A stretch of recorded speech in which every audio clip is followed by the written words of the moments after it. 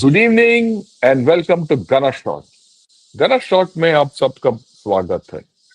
Today we gonna talk of the path to Viksit Bharat at 2047 and joining me is General Vinod Khandare for the first time on Gana Shot to talk about it. And at the outset, I'd like to welcome General Khandare. Uh, Thanks a lot for joining in, and it's a great honor that you're on Gana Shot, General Khandare. Good evening to you. Good evening, Jai Hind to your viewers, sir, and it's my singular honor to be sharing a screen stage with you. You've been our senior who's influenced so many people. I think I am privileged and honored to be with you, sir. Well, thanks a lot. And before we get into the subject proper, I'd like to tell everyone, General Vinod Kandare needs no introduction. But having said that, I've known him from a long time, and I've always known him to be an outstanding professional. And you'll get a first-hand taste of it after I yield the floor to him. But uh, his most important contribution actually came after he left service. And I felt after service 2018 when he retired, until recently when he was, with the Raksha Mantri as his special advisor. And he's guided a lot of things in the modernization of the army, not the army, the armed forces. I think he's played a very critical time. And his role in this whole process of transformation uh, will not be really known to many people, but I know it. And a lot of what we achieved in Ops Indoor, if you trace it back, it'll go back to what he's done. He's been a great proponent of Atmanirbhar Bharat. He's been a great proponent of indigenization. He's been a great proponent of how to speed up acquisition and streamline acquisitions. It's just not speeding up, it's also streamlining acquisitions. That is why I thought I will invite him onto Gunner Shot and speak and give him a free rein to what he spoke. I could have called him earlier, but I never called him earlier for only one reason. He was in service. And in service, it's best that people don't come and talk because it's not good for many reasons. But now that he's finished his tenure with the MOD and he's free to talk, and he's going to enlighten us about many things. Just to set the stage, though our talk is about Viksit Bharat at 2047, I'm sure he's going to touch upon Surakshit Bharat also. Because Viksit Bharat and Surakshit Bharat are two sides of the same coin. And I think his contribution to Viksit Bharat lies or it was in the realm of making a Surakshit Bharat. And it is through this Surakshit Bharat that Viksit Bharat automatically takes place. Right? I have said what I had to say. Look, and I'm going to give free rein to him. General Vinod Khandare, you're free to speak what do you want. The floor is all yours. Over to you. Thank you, sir. Thank you. Firstly, when I talk to your audience, sir, I'll be talking more as a citizen of India because we all dream of the best possible times for the future generation. Now, what do I mean by that? Anyone can Google, sir, and look for reforms. If you just type reforms and Viksit Bharat, you'll find whole lot of material, whole lot of seminars, whole lot of speeches given by people as to what should be done. But most of it is talking about what it should be the GDP be, what should be the growth rate be. So our focus as a nation has been on what? So far, it has been towards how to make India or Bharat a great economic power. Very correct, एकदम सही. We should become a great economic power और उसी के साथ we will achieve a position where you become a country to reckon with. ये यहाँ तक so far so good. And what you correctly said, sir, you are not Surakshit. then your destiny will be what we saw in the past, सोने की चिड़िया, and then you become a slave. So that exactly is the point where we must start focusing on what reforms do we need. I think economic reform, by and large, everyone has been working at. A lot of people have been talking about structural reform. People have been talking about we should do this and the government should do that. And most of the material that is available today is all prompting the government what they should do. ठीक है, agreed. What the government should do is absolutely correct, and I understand why it is so. But I want to focus, in addition to the Surakshit Bharat angle that you said, sir, what should rest of the people who are not in the government, what should they be doing? And there is a lot of scope and there is a lot of possibility that we need to do something more than what the government does. Now, let's say we become a great economic power and we do not keep our capability to protect this growth. So, now, firstly, whatever elements that we have in comprehensive national power are the same elements that need to be protected. So, comprehensive national power and comprehensive national security will go hand in hand. The first part. So, there are drivers of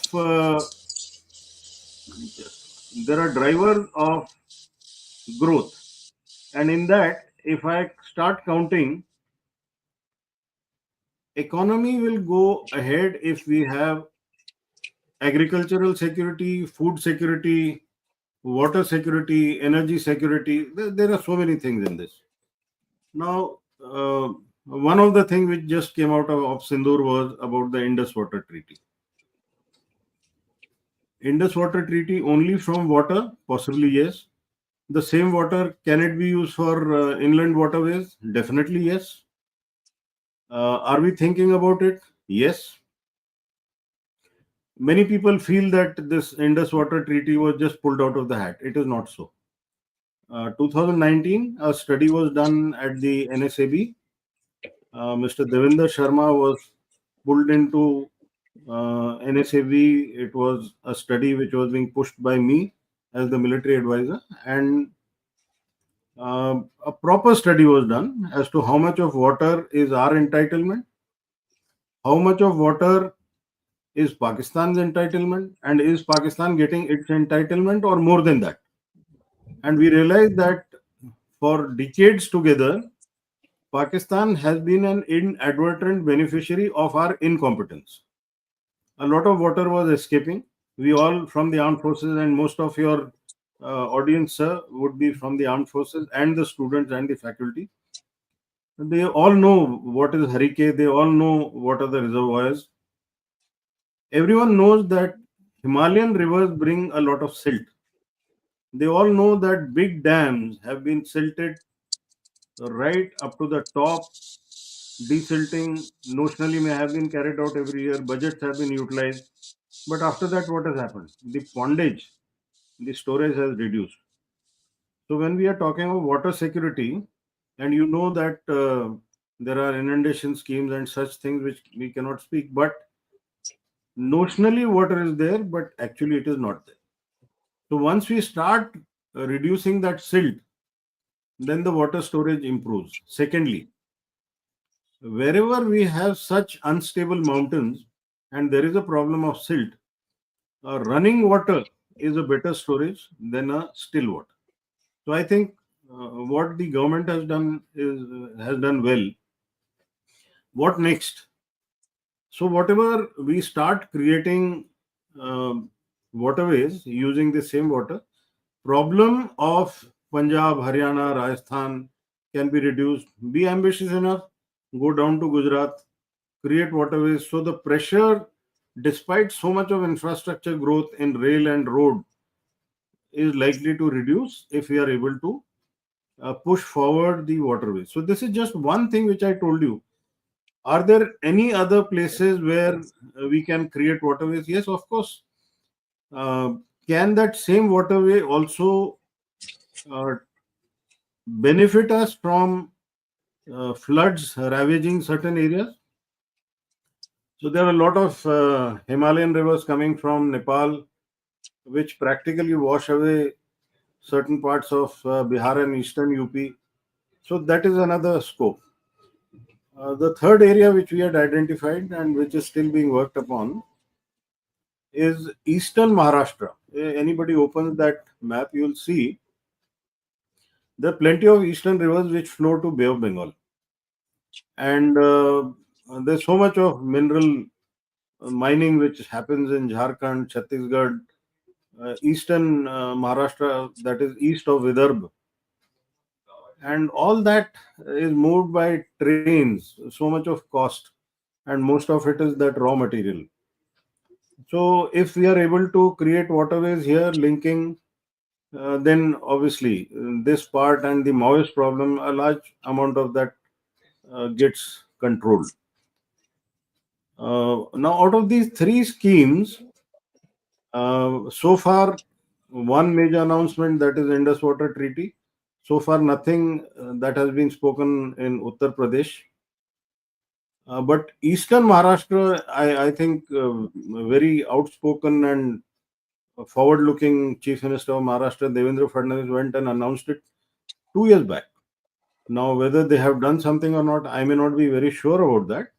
But I think that is the way forward. That if you have to reduce your pressures on the transportation infrastructure, we need to look more towards waterways. So that is the first part that will also ensure our water security.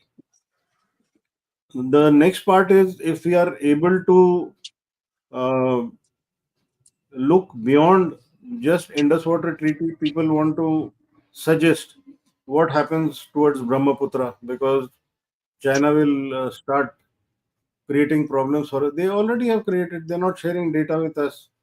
So to expect magnanimity or benevolence from China is, I think, being unrealistic. So we should very clearly be looking at how much of catchment area of Brahmaputra gets us water, and I think bulk of it, more than 65% of it, comes from our side of the watershed. So I think that would be good enough, and more studies are being done. So again, Vision 2047 will have to be looked at from Brahmaputra side also, and northeastern portion, quite a few rivers can be interlinked. Uh, Water which comes from Meghalaya, from Assam, from Barak River, these are all good water sources. So I'll stop on the water part here.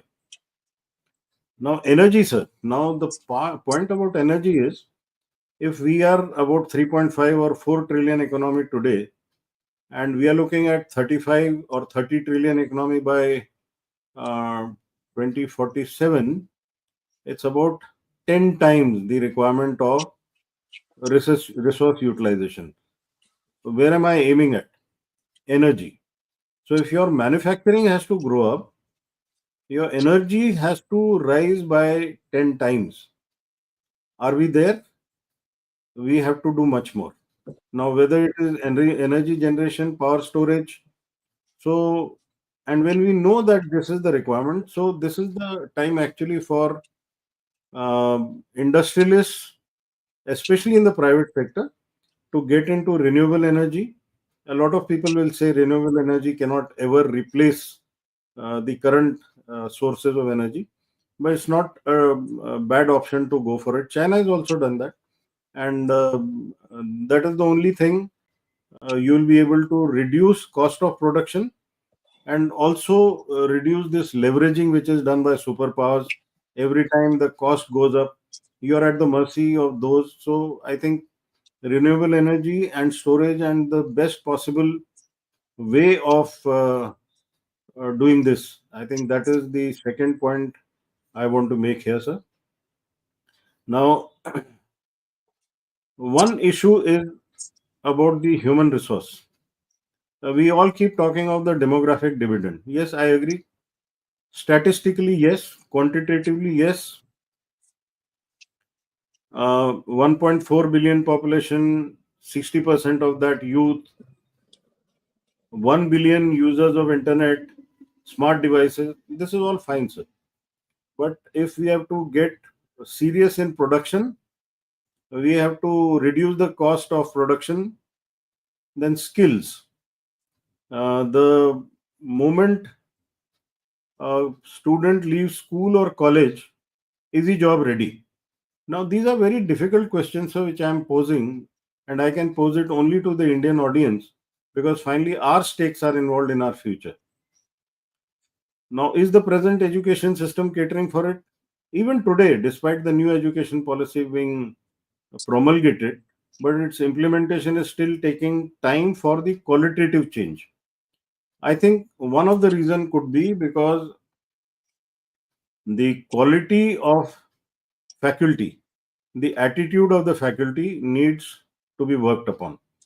So, if you remember, long time back when we were struggling with majority of our population being uneducated, there were programs like adult education. I think faculty education will also have to be done. Otherwise, there will always be a constant struggle between the students' aspirations and the pressure from the faculty to score 95% plus, CGPA 9 plus, and then not being job ready. So I think the human resource in terms of skilling is the first challenge. The second one is, which is more serious, is about the health. What do I mean by that? Please look around you and you see the youth. Quite a few of the youth may not be in the best of health. And when I'm saying youth, sir, let me go beyond the term youth. The ones who contribute to the nation, say 25 to 40, in one of my visits to one of the major cities, somebody who approached, somebody was talking to me and said, you know, sir, we are so well off that we are known as the diabetes capital of India. And I had to actually ask him with a very serious face, are you joking? Are you serious? Are you trying to tell me that having diabetes is a sign of wealth? What do you mean exactly? Are you the one feeding the pharma industry, which is making money at your cost, and you're not able to pay back to society? The realization that every time you fall sick, every time you're not able to work, it is at the cost of the national prosperity and at the cost of national security. So, uh, curative approach or wellness approach? If we are looking at 2047, are we looking at more number of sick people to look after, or are we looking at healthy people being there, having contributed to the national growth, and being there to enjoy the fruits of it? If there are more number of centurions in Japan, Japan also struggled through, and the people who are the centurions there are the ones who contributed to the growth of Japan. It's not that those who contributed have suddenly perished. It's not that. So I think that is one more issue. I actually, sir, when I started looking at what is it that ails the nation, my small little research shows that a lot of wastages or maximum wastages in the nation till now in the last 6 7 decades have been due to poor governance, suboptimal law enforcement. What do I mean by that? Either you have the law not enforced properly, or you don't have a suitable law. So obviously there is no enforcement. And the third thing which comes beyond that, even if the law enforcement agencies are able to crack the whip, there is a judiciary from where there is an exit, honorable exit, and the common man or the citizen is left wondering as to what exactly is this. Now, I was going through certain portions of the constitution, sir, and directive principles of state. Now, see the word, sir, directive principles of state. These are directives for the state. These are not for citizens. For the citizen, there's a separate chapter on fundamental duties. Now, in that directive principles of the state, it is very clearly given what exactly is expected of the state to do. Anyone who's here can open that page, and it is mentioned very clearly how the country should be governed. Now, a lot of people have been making wild guesses and saying that our constitution is a hodgepodge and picked up things from here and there. I also went through Kautilya's Arthashastra, and I realized a lot of things which he had mentioned about how a state is to be run is also mentioned in the directive principles of state. So then that ancient wisdom and now what has been given to us less than 100 years back. So obviously there were great people who had great vision, and that needs to be implemented. Now, who will implement it? So we have the judiciary; they need to implement it. So judicial reforms are overdue. That is the reason why crores of cases are pending. You have the administrative reforms. ICS, Indian Civil Services, transformed into Indian Administrative Service. Has the colonial mindset gone? Not everywhere. Some new young blood you see, they are very good. They are actually getting down and doing things on their own. I heard a very nice statement made by someone that IS officers, you tell them what to do, they will do it brilliantly. But for them to visualize something and do it, whether they don't want to stick out the neck or whatever it is, but finally we need those IS officers or even state administrative service officers whose vision aligns with vision of our honorable prime minister and of the nation of Viksit and Surakshit Bharat. So obviously they need to be people who are drivers of this growth and security rather than managers of growth. They should not be a part of the regulation. They should be a part of those people who propel growth and ensure security.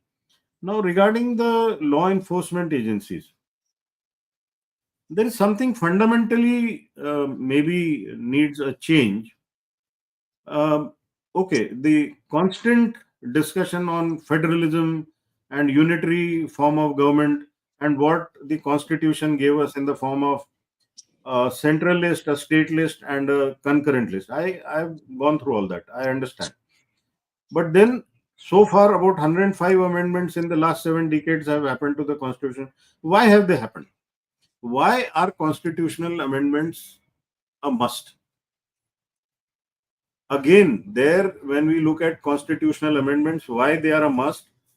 If you have to have a living constitution, what do I mean by living constitution? Something which helps you, then you must definitely be open to constitutional amendments, and you cannot make it into an electoral issue and pollute the environment whereby people start thinking that why is the constitutional being tampered. Now, there is a particular write up in which it says constitutional amendments are essential for a living constitution, allowing it to adapt to changing societal needs and values. Now, obviously, change is constant. And if you have societal values changing and you have the geopolitical issues changing, then that is the reason why you need it. Amendments are needed to address issues like social justice, economic reforms. Here is it, economic reform. You started in 1947 with a particular socialist thought. Now you have to compete with your adversaries who are on a very fast track growth. In addition to that, it says the constitution remains relevant and reflective of the country's evolving aspiration.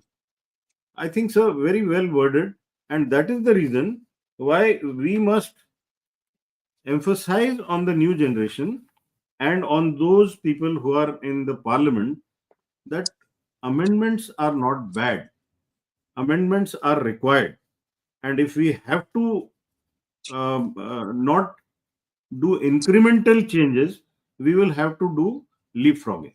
Otherwise, we will always be left behind. So that is something I thought we must set it right. That a lot of people during these elections felt constitutional tampering is bad. It's not. People have already done it. We will need more. Okay. Can I give an example on this? Yes, I can give an example. People may agree or people may not agree. But let me just tell you, sir, the structure of the police services. Now, because it is at the level of state and also at the level of concurrent list, so you have the officering done by the IPS officers who are from a central force, but again, given to the states, a particular cadre is assigned to them. But what about the rank and file? Now, rank and file are from that particular state. So let's analyze what goes on in the policeman's mind. He has to live there, he has to settle his kids there, and he has to survive post retirement also. Do you really expect a person to take so much of risk and be a whistleblower or call out and be so strong that he would be able to control or ensure law and order in that particular state? He has to be a superhuman. I think we are being unrealistic in that. Take another example. Take any state. You can put a finger wherever there is a problem happening, whether it's in the east, whether it's in the north. Assume for a moment that this was an all India service, and there were people, say, out of the 28 states, we had people 3% from each of the state in that particular state. I'm sure things would have been much better. Now, this is a thought which will require a lot of deliberation. People will be against it to say you're tampering with the constitution. I started by saying that you will have to do it. And if you don't do it, you'll have agitation, you'll have things being burnt, you'll have police putting up a very slipshod investigation. And after about 5, 10 years, the case becomes zero because inadequate evidence has been provided. Is the common man going to continue paying from his tax for all the destruction that we've been doing? Hypothetically, even if a chartered accountant is to calculate all that we have destroyed and thereafter given as, say, insurance or the kind of rewards or the kind of awards that are said, accident has happened, or okay, the state government has promised so and so. Is that the best way to run a country? I think, sir, we need to be very serious about this. And whether the present structure needs a change, when should it be brought in, how should it be brought in, is a separate issue of debate. Now, another point I want to make, which got highlighted during COVID, sir. Very good, qualified scientists, doctors, engineers died. Um, Excellent people who may not have been professionals but very good citizens have also died. Is the health sector in its prime, or is it being pushed and run through the pharma? Okay, leave pharma aside, sir. If every state has to create a primary health center in most of the villages, there is a particular format that we must look at. What does a primary health center need? And again, this is also a part of that state policy where you have to look after the health of your citizens. If you go to most of these primary health centers, so you'll realize that there is only one room for possibly the doctor or the pharmacist, one more room possibly if it is slightly honest construction, and a veranda. What I was told by somebody from the health department was the original plan has been 5 rooms: the doctor, the pharmacist, the dispensary, the waiting room, and the detention room. Now, where have all these rooms disappeared? In the bargain, you again had to incur expenditure trying to create camps. Pandemics are not here to go, sir. In fact, in the United States security doctrine, this is one of the threats which have been very clearly enunciated, that this is a threat which will continue. And when you have adversaries who are playing around with biological agents, to feel that COVID was the first one and the last one, I think one is being very naive.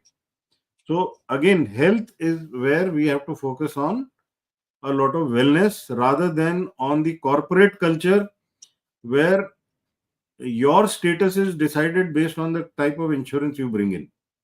So I leave this point here, but health is extremely important, and I think this is important even for the armed forces. By having huge, costly machines, and not ensuring wellness down to the soldier level or the cadet level, I think we need to look at it again. The next point I have is on the education sector. While I mentioned about the skilling part earlier, sir, that was with special reference to skilling and being job ready when you leave. But let me come to education sector. Say, I'll take an example of J&K. There have been generations there who did not attend proper schooling or university because of the stone pelting, because of the agitation, and then they got through. Similar thing seems to be happening in Manipur. Now, what exactly, maybe even Bengal?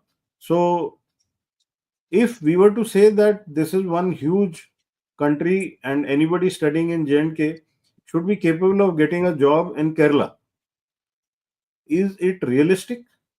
I think again we have to standardize the curriculum. We have to standardize everything where a person can move from northeast to any other place and not look only at hospitality industry, but be able to compete in everything and not again being a beneficiary of being SC/ST, so you get into a good job. No, that should not be the case.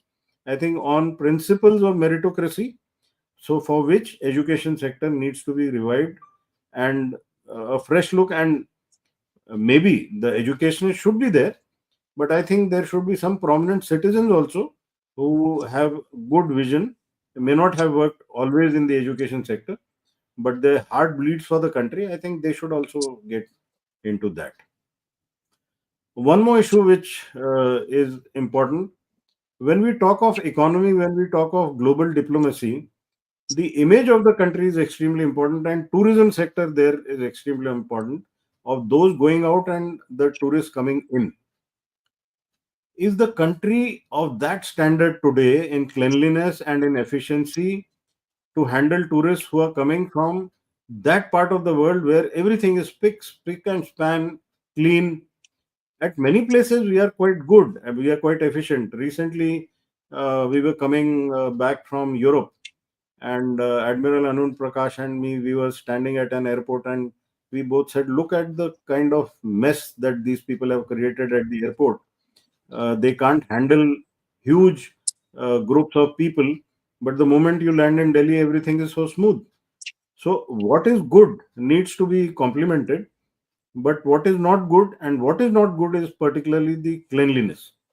Uh, we talk of no plastic, but the moment you get out of a city or even a village or even a tier 2, 3 town, you find whole lot of plastic floating around.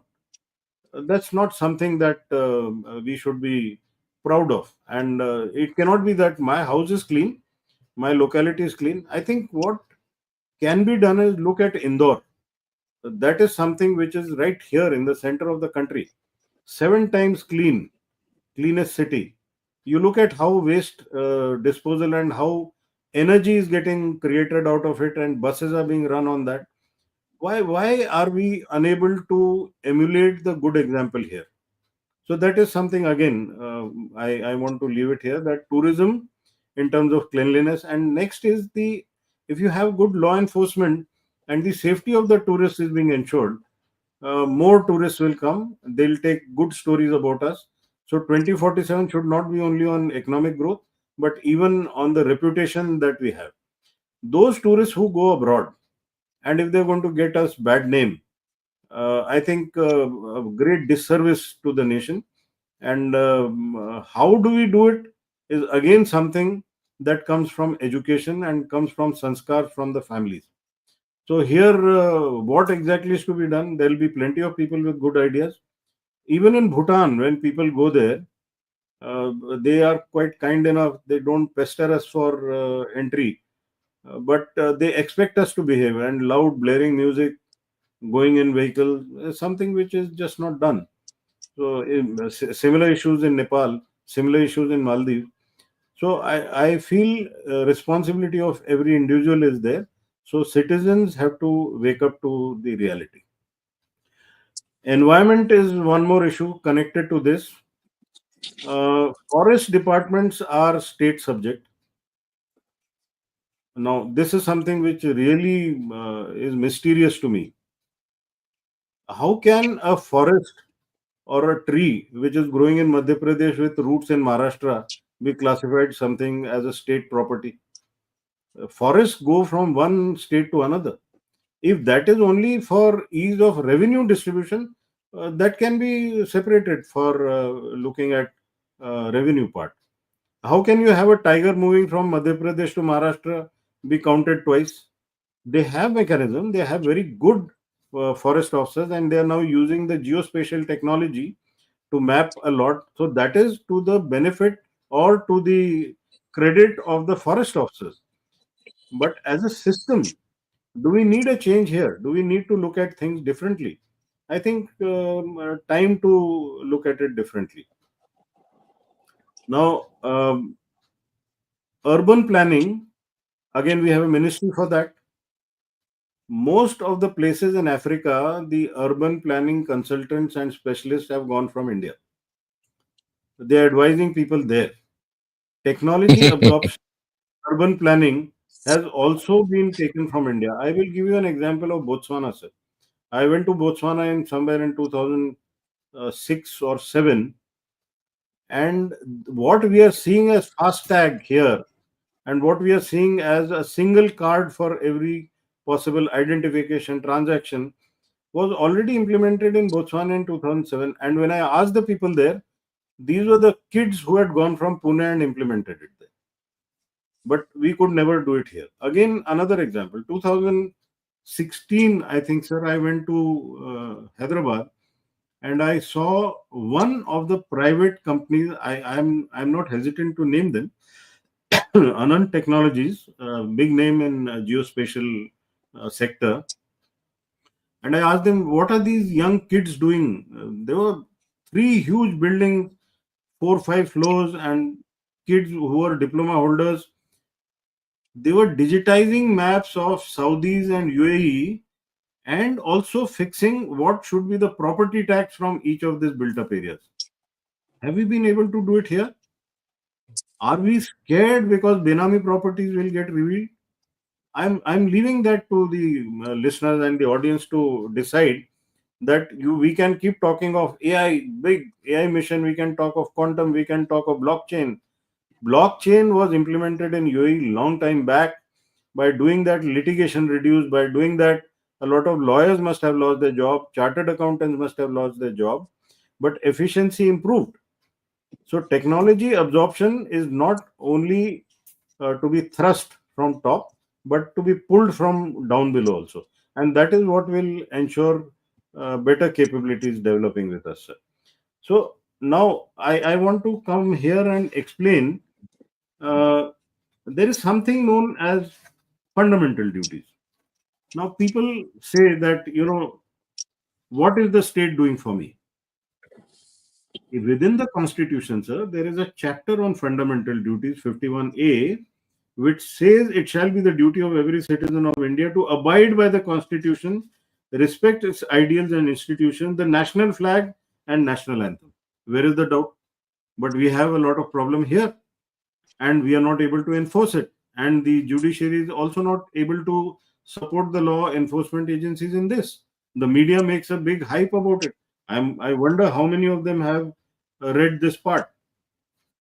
Then another part which is, it is our duty to uphold and protect the sovereignty, unity, and integrity of India. Now, one additional thing which is very interesting, to defend the country and render national service when called upon to do so. Now, here is a big question: national service when called upon to do so. You may call any number of people, but would they be capable of doing national service? So, by when you mentioned, sir, about Surakshit Bharat, this is the point I want to mention. By 2047, if you are going to call somebody to protect the nation, have we prepared them? Or are we continuing with only what we are doing about NCC? Should we improve this? Conscription may not be the best possible solution here, although we can learn a lot of lessons from how people look forward to contributing to the nation, whether it's Israel, South Korea, or even Singapore. People talk about transparency, people talk about entitlements. A democracy like Singapore has also ensured that whatever monitoring has to be done will be done. South Korea has also done it in the same manner. In South Korea, if you leave your place, if you means you will leave your place for workplace, by the time you leave at 7 o'clock in the morning and you get back home at 7 o'clock, as a rough yardstick, you would have been photographed at about 70 to 90 places. The government knows exactly where you are at what time. So when there is investigation done as to who all were creating a problem for law and order or crime, it doesn't require days together to find out where exactly were you. There was a particular ship of a navy which went, and as always expected, those sailors misbehaved with the people on the coast. So within minutes, the identification had been done. Now we keep saying the ratio or the proportion of citizens to policemen. I think this is the time now we have to start looking at technology absorption. Another way where crime is minimized or traced quickly. Quite a few of these African countries, sir, are having their cattle as the national wealth. When you had the mad cow disease, most beneficiaries were Latin American nations and African nations. I saw that when a calf is born, a chip is inserted into that with all details of the owner, the place of birth, etc., etc., etc. Anybody can steal that calf, feed it. Slaughterhouses are meant to be with the government. You may have stolen, you may have fed the calf, but the payment will go to the owner where the calf was born. Now, this is what, and who did this again? These young kids who went from Hyderabad. So the point here is ease of adopting technology and the essentiality of adopting technology so that wasteful expenditures, repetitive expenditures, that reduces. So if we are able to ensure proper utilization of the money, and before we started, sir, you mentioned about how much money will be given. And I still maintain whatever money is given, how best do we utilize that? Now, coming specifically to the security part and Atmanirbharta, which you mentioned, and you were very kind to mention whatever I had been doing. A couple of things which I want to leave the audience with. As we keep going more and more into indigenized production, designing and development is different, but I'm talking of production. All these defense industries, whether in private or public sector, have to be very clear about their cyber security. If they're not clear about their cyber security, the entire details which the services have given them will leak. Your design leaks, everything is gone. We've had a couple of cases, few so far, or at least few reported, where the industry was attacked, ransomware, 7 days, nothing was allowed to move. The losses is a separate issue, but what all data has been stolen, one is not sure. After that, a couple of weeks later, that factory had explosion. Now let's look at it very seriously. It is not infringement or encroachment on the rights of a particular industry, but because you're dealing with this, you must be very clear about how to look after the security, the cyber security, and along with cyber security is the data security.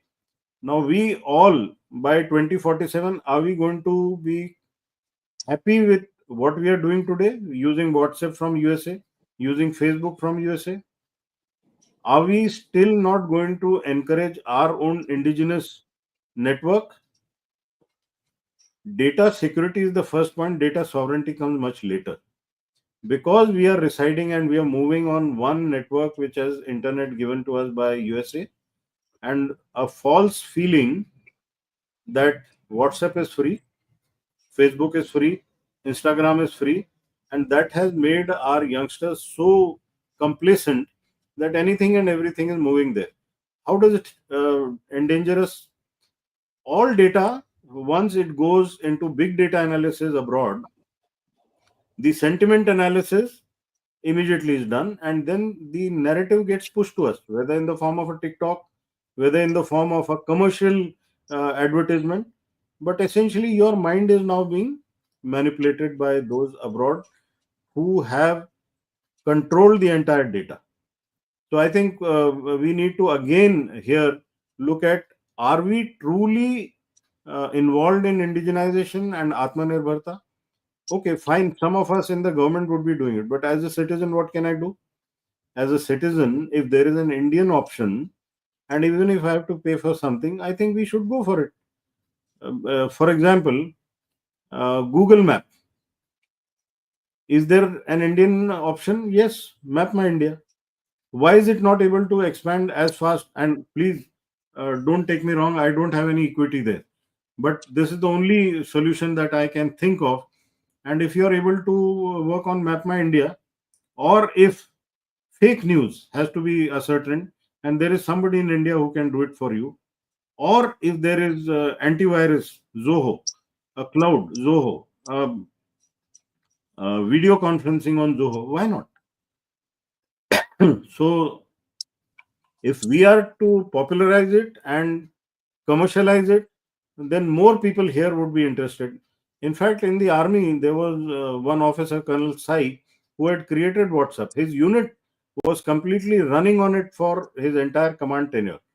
I was also using the same WhatsApp equivalent, but obviously nobody else in the army or armed forces or even in the civil society wanted to do it. He had to close it and move. So again, everything cannot be done by the government. I think civil society will have to pitch in to a large extent about how we will have to commercialize it. Otherwise, the big giants will never allow any small person to succeed in that. Now, what else do we need to do? People will talk big de-dollarization. People will talk of BRICS currency. People will talk of many things. One good thing that the government started doing in the last couple of months is buying gold so that you become strong. Now, this is what we also have to do. Wherever we find adversaries who are threats to our security and economy, one good decision that was taken by a lot of citizens on their own was to boycott Turkey. Are we doing the same thing to China? Is it practical to be done? May not be in the same, say, quantity or same same amount that we did to Turkey or to Azerbaijan. But gradually, whatever we start doing, we have to start looking at China in that particular manner and look at how we can reduce our dependence on China. One example is tunnel boring machines. Every state, every bigger agency is pushing for creating tunnels. Where are the machines coming from? China. Which is the company which owns it? Germany. But manufactured where? In China. So if any delay that takes place of the machine coming to India, your infrastructure is delayed by that much.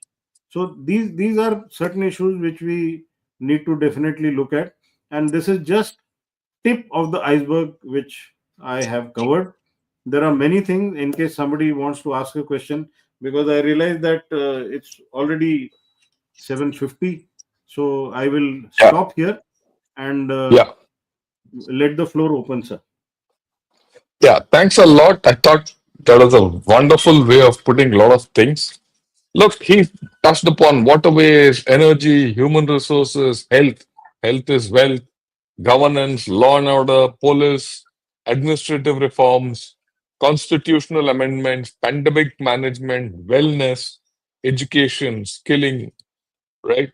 Quality, meritocracy versus reservation, tourism, cleanliness, citizen consciousness, uh, reputational value of India, environment, urban planning, cybersecurity, national service, the works. I just listed it out.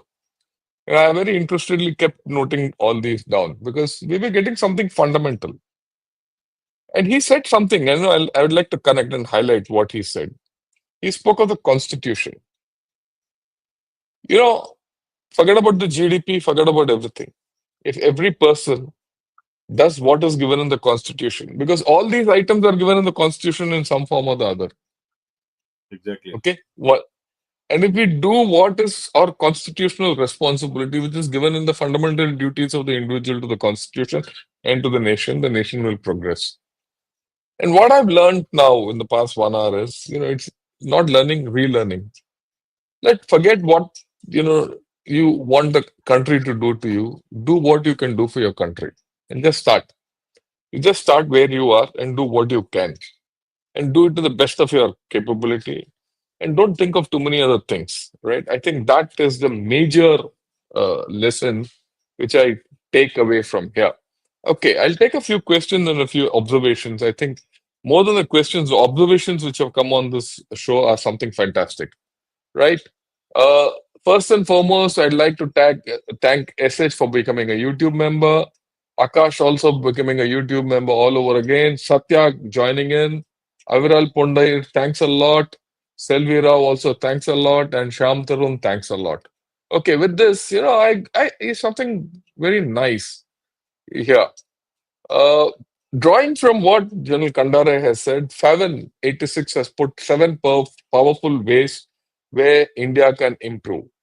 Okay, we'll just go through this. Make creative learning, basic etiquette, manners compulsory in all schools from grade 1 to 12 to better citizens from the ground up. I think that's the essence of what we've all been speaking of.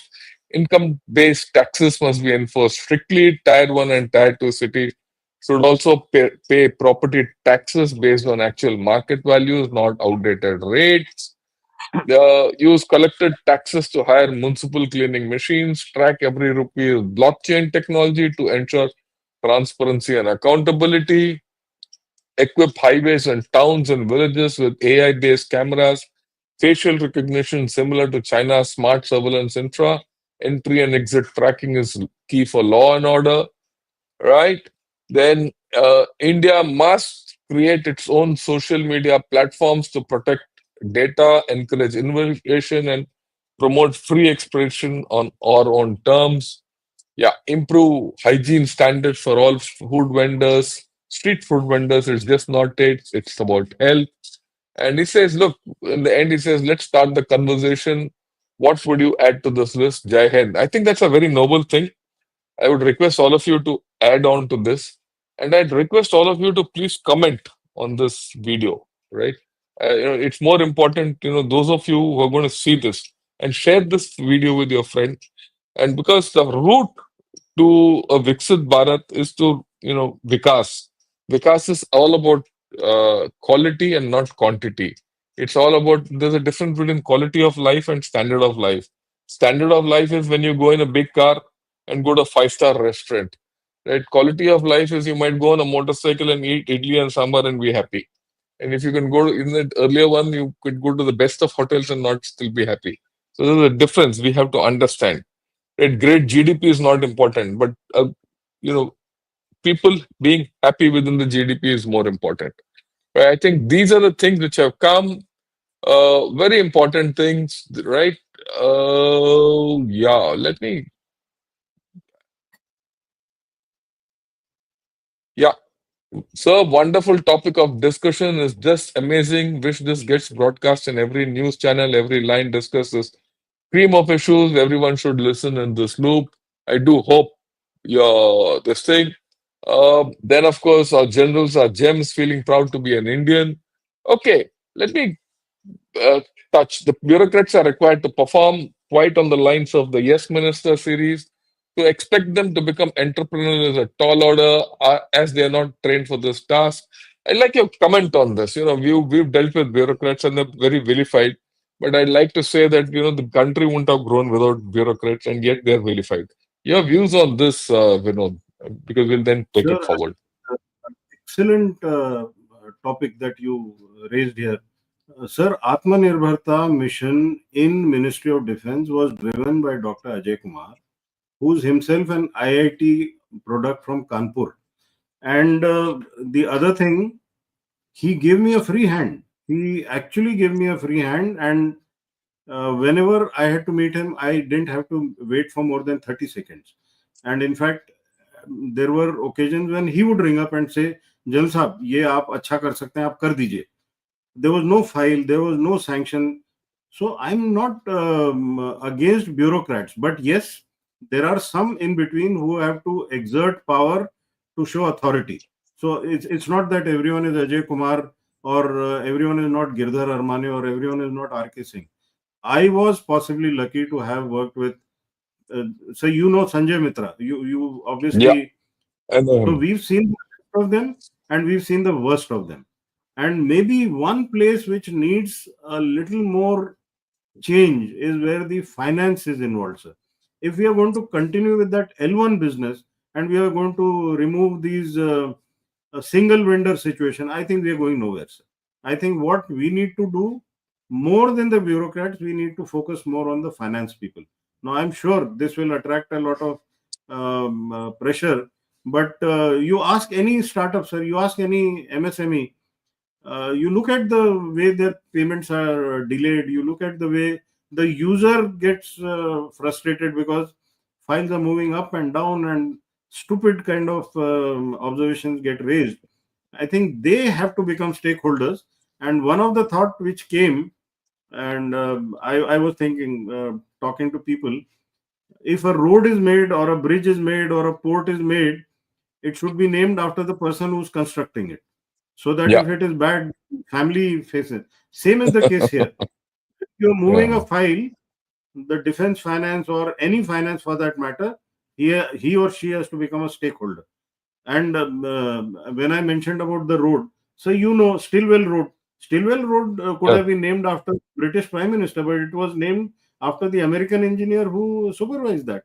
So Yeah. we have examples. It's only that we have to be bold enough to recall them and implement that. So bureaucrats all across the board are not bad. There are very good bureaucrats and there are very bad bureaucrats, and bulk of them will be in the middle category. Yeah. Thanks a lot for that.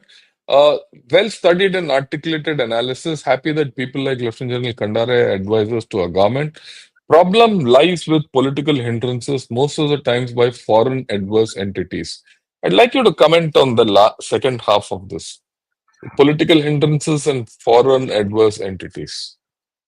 With my experience, I will give examples, sir. When I started advising Mr. Manohar Parikar in the intelligence part, there was no interference from anywhere, and he was one very clear-headed minister who did not hesitate putting pen to paper. So I would say I was again singularly lucky to have worked with him. And when I worked with Mr. Ajit Doval, I'm not counting him either as a bureaucrat nor as a politician, but as a professional. I think that was again a marvelous period where you went to him and you told him, "Sir, this is what I want to do," and he would straight away say, "Go ahead." And that gave you a lot of satisfaction.